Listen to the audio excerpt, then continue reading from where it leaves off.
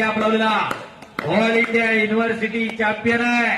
महाराष्ट्र केसरीला सुवर्ण पदक विजेता आहे. कुमार भारत केसरी किताबाचा गेल्या वर्षीचा मानकरी आहे.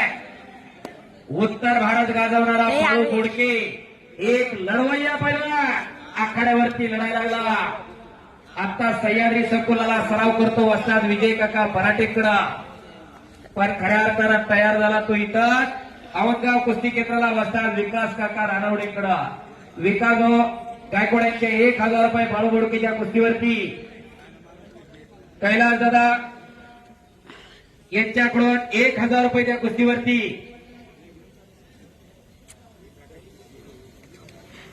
वस्ताद विकास काका रानवडे यांचे 3,000 रुपये आणि